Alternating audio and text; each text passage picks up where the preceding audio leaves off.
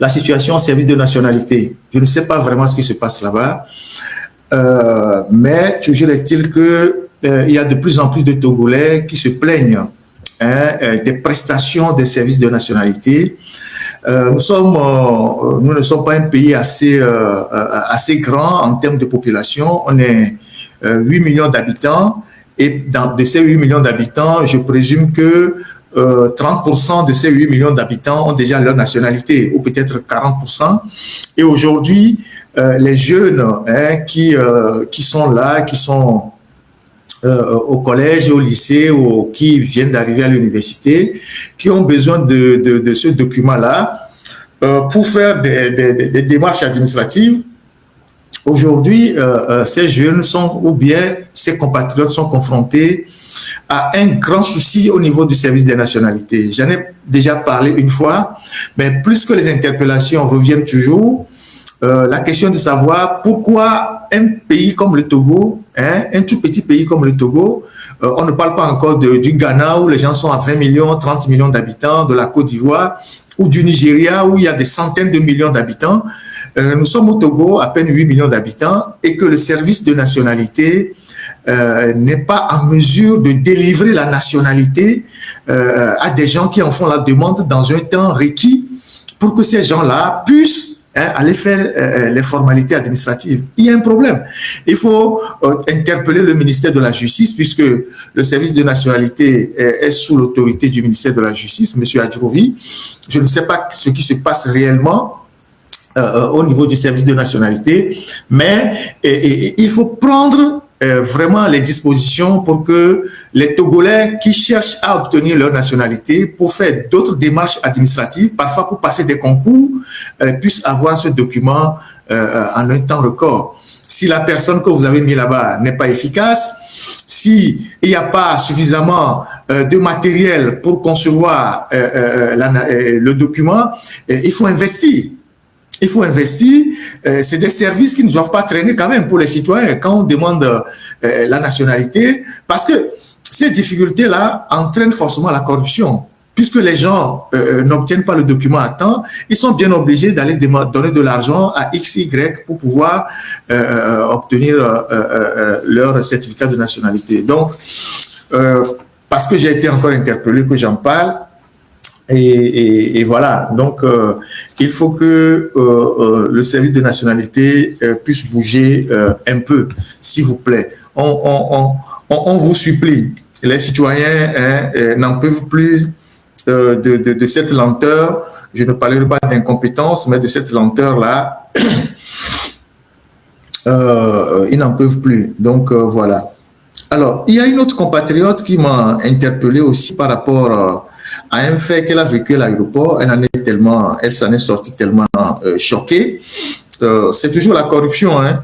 Je vous lis son témoignage. Elle dit raquette et abus de pouvoir à l'aéroport de Lomé. Alors, elle dit bonjour, M. Ferdinand. Je suis une Togolaise détentrice d'une double nationalité.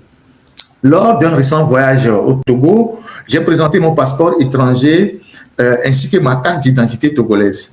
La veille de mon départ, j'ai constaté avec anxiété que celle-ci expirait dans moins de 6 mois. À mon arrivée à Lomé, le policier des frontières n'a rien dit concernant la date de validité, à mon grand soulagement.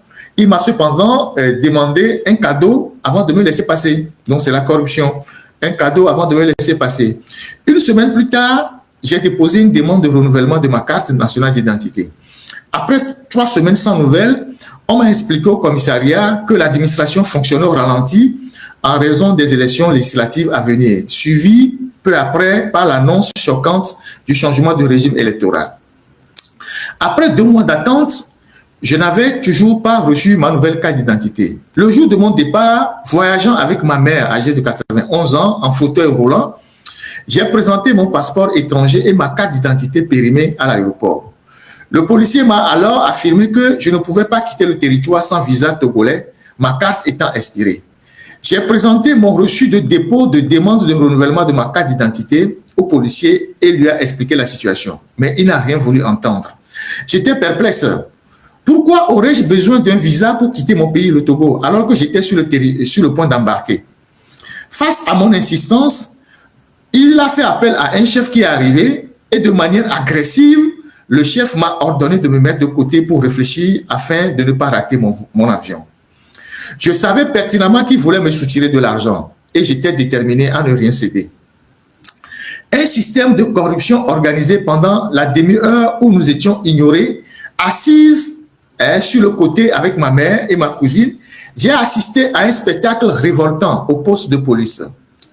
Paiement systématique. Pour un vol à destination de Niamey ou Ouagadougou, donc c'est ce qu'elle observait quand elle a été mise de côté, j'ai vu un nombre impressionnant de passagers glisser un billet de banque directement dans leur passeport avant de les tendre aux policiers. Deuxième chose, collecte d'argent.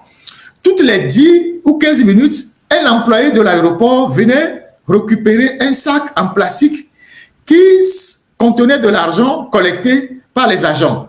Donc, la dame, quand elle était assise de côté, elle observait. Donc, la première chose qu'elle a observée, c'est que ce jour-là, il y avait des vols en direction de Niamey, de Ouaga. Tous les voyageurs mettaient de l'argent dans leur passeport et donnaient aux policiers. Et ensuite, quand on mettait l'argent dans un petit sachet, et une fois que le sachet est rempli, il y a un autre policier qui venait chercher le sachet chaque 10 ou 15 minutes, et puis le phénomène continue. Lorsque l'embarquement pour notre vol a commencé, j'ai alerté le personnel de la compagnie aérienne. L'employé m'a conseillé de payer, confirmant que la corruption des douaniers togolais était monnaie courante et que la compagnie ne pouvait rien faire. Elle a ajouté que les agents récemment mutés étaient pires que les précédents et n'auraient aucun cœur à me faire rater mon vol si je refusais de payer. Frustré et contrainte, je suis retourné au comptoir. J'ai donné 10 000 francs au policier qui a été ignoré. J'ai finalement payé 20 000. Nous avons été les dernières personnes à monter à bord de l'avion. La compagnie aérienne nous appelait dans le haut-parleur. Les raquettes généralisées à l'aéroport de Lomé, on n'en peut plus. Au-delà de mon cas personnel, plusieurs problèmes récurrents doivent être abordés. Raquettes généralisées des passagers, toutes nationalités, surtout des autres Africains. La réputation de la police des frontières fait honte au pays, particulièrement dans la sous-région. Le racket est systématique à l'aéroport. J'ai été témoin d'un cas où un agent a refusé de rendre sa carte d'embarquement à une passagère qui n'avait pas voulu lui donner de l'argent. Eux-mêmes, ils appellent ça quelque chose pour boire de l'eau.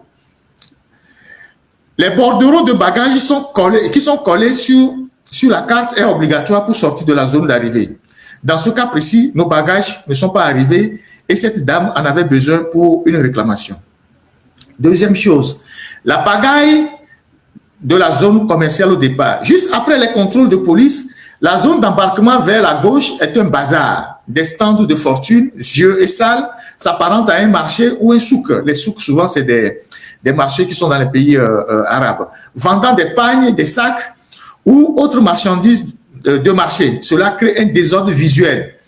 Un problème de sécurité est nu à l'image d'un aéroport qui se veut un hub régional. Des commerçants bénéficient tels des passe-droits. Problème d'infrastructure. Il y a une chaleur étouffante à l'arrivée comme au départ. La climatisation est quasi inexistante.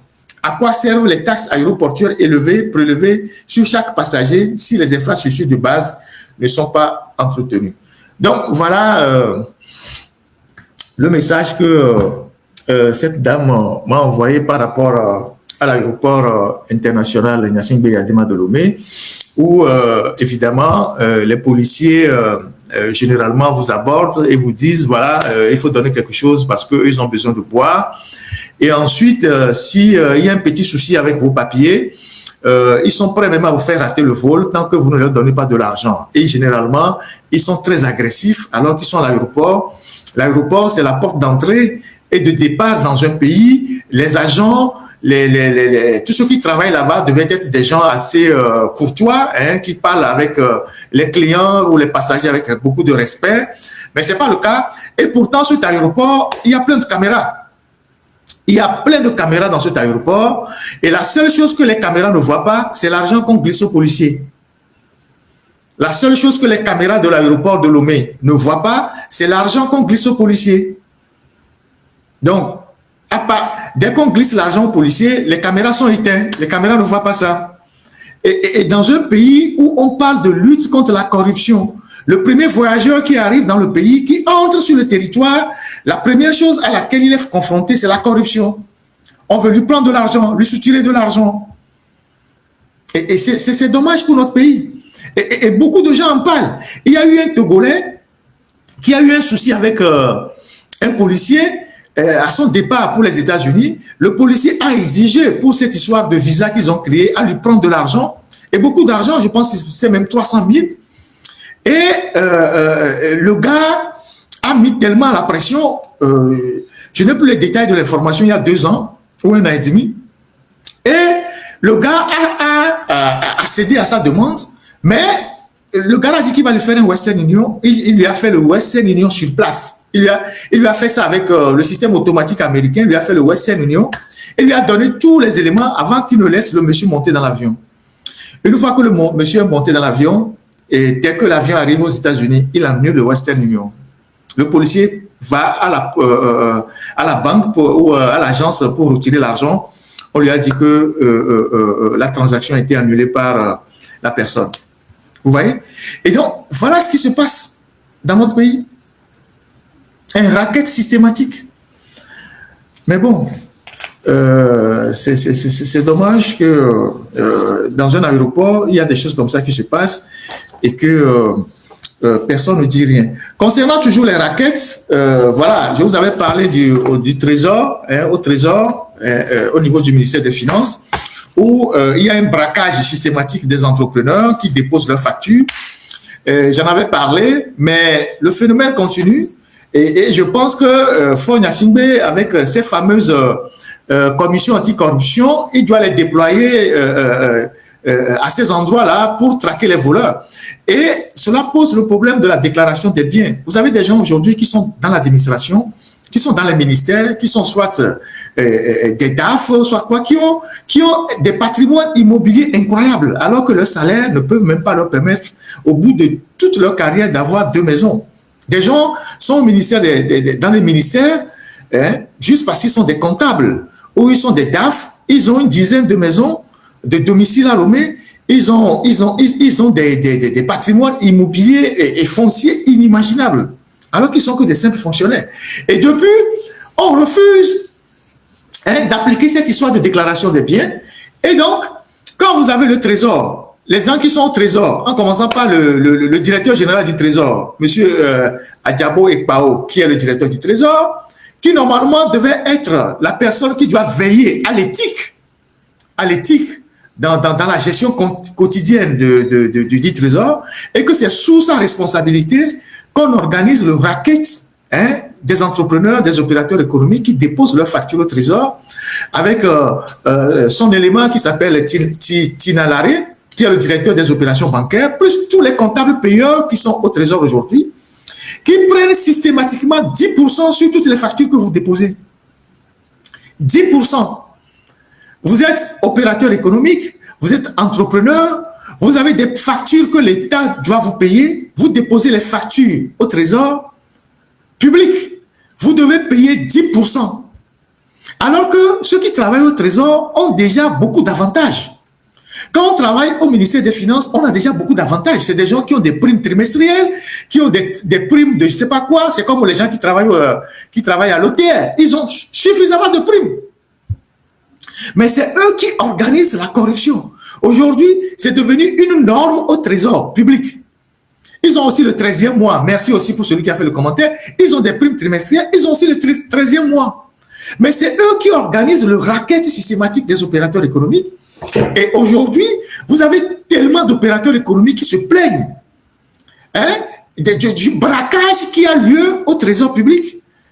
Vous avez une facture, ça peut être n'importe quel montant, même si c'est 10 millions, 5 millions, 20 millions, ils prennent systématiquement 10%. Et c'est des gens qui sont devenus super riches, qui sont devenus tellement riches au Trésor, les comptables payeurs, le directeur lui-même, tous ceux qui sont dans les services stratégiques. Et les gens n'ont pas le courage de les dénoncer. Parce que celui qui dirige le pays, Fogna Singbe, il s'en fout. Son problème, c'est le fauteuil présidentiel. Donc, tout ce qui se passe à côté, tant que ça ne menace pas son fauteuil présidentiel, il s'en fout. Donc, chacun, dans son petit secteur, a institué une tontine. Donc, les opérateurs économiques sont aujourd'hui les victimes de ce réseau de corruption. Déjà que l'État a de la peine à payer la dette intérieure, donc pour faire tourner l'économie nationale, les gens qui ont des factures qui sont là-bas depuis des années, maintenant, et qui ont des problèmes avec les banques, des gens qui ont des prêts dans les banques et les intérêts s'ajoutent. Et déjà qu'au Togo, quand il faut avoir un marché public, il faut commencer par payer depuis la passation du marché. Et quand tu finis d'exécuter le marché, il faut aller au trésor, il faut aussi donner des pourcentages. Il reste quoi maintenant l'opérateur économique aux entrepreneurs? Et on se plaint que le pays ne marche pas, que les entreprises ferment, que les opérateurs économiques sont en train de fermer. Alors que sur toute la chaîne, il y a un système de raquettes et de braquage qui est installé par les agents publics. Donc, les opérateurs économiques, pareil, vous aussi, organisez-vous pour dénoncer ça. Vous devez vous organiser pour dénoncer cet état des choses. Ce n'est pas seulement nous, les journalistes ou les leaders d'opinion, que vous devez solliciter.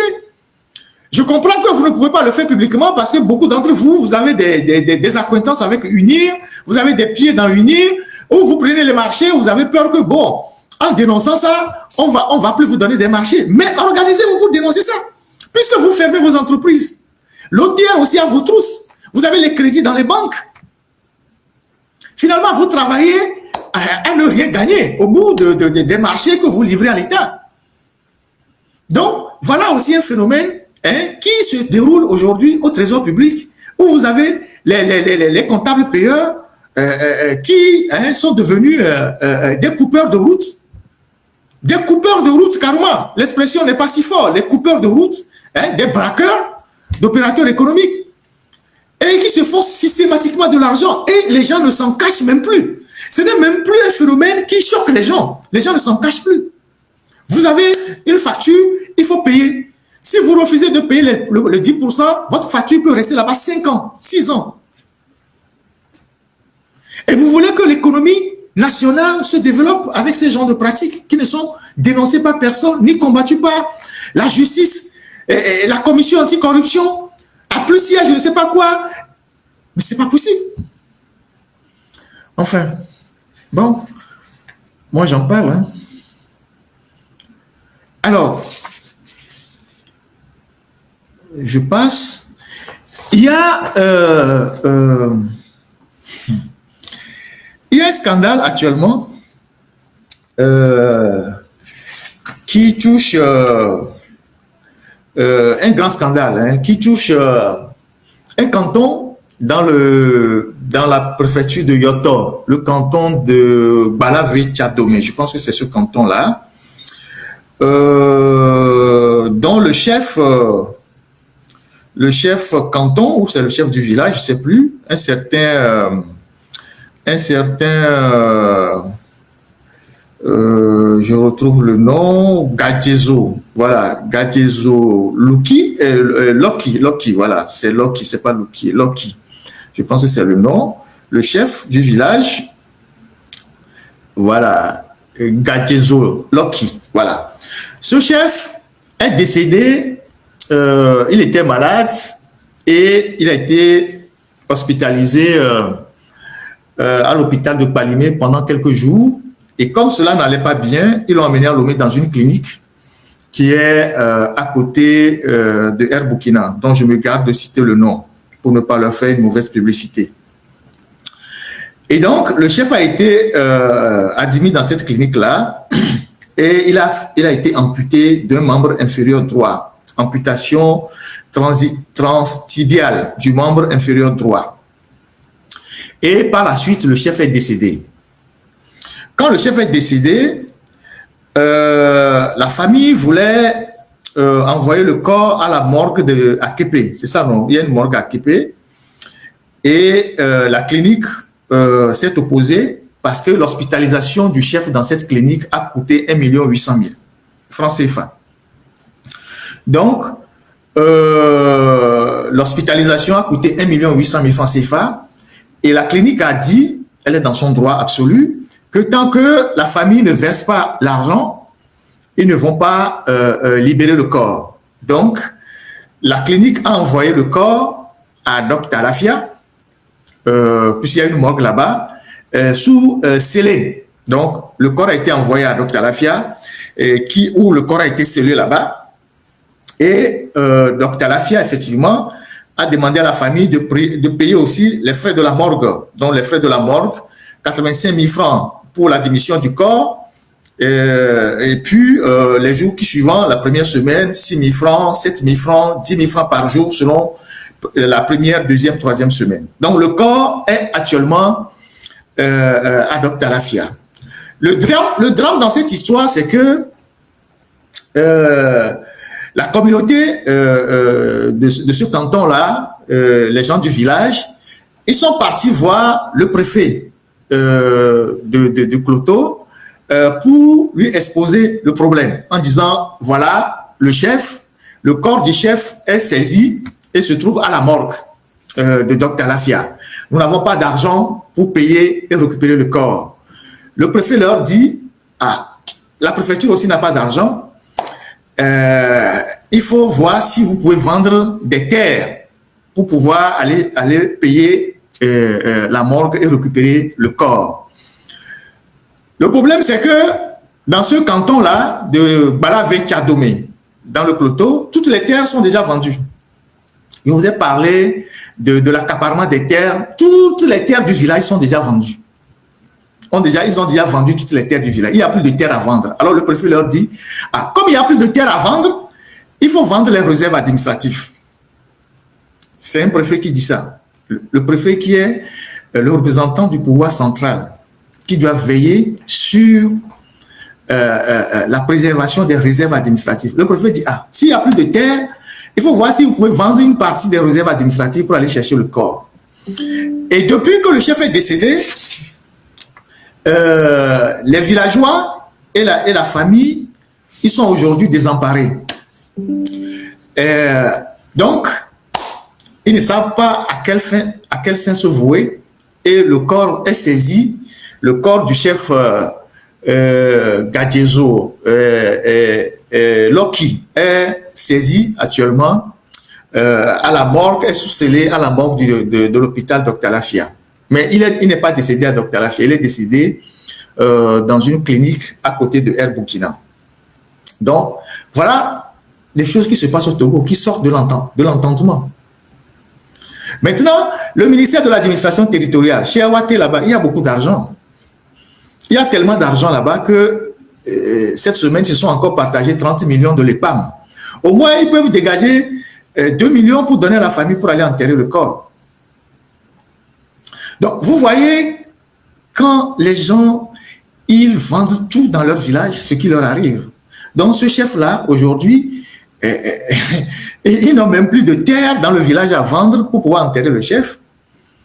Et ensuite, les réserves administratives, selon les témoignages que le préfet leur a dit, lui n'a pas les moyens aussi pour leur donner les 1 800 000, s'ils peuvent voir s'ils peuvent céder une partie des réserves administratives.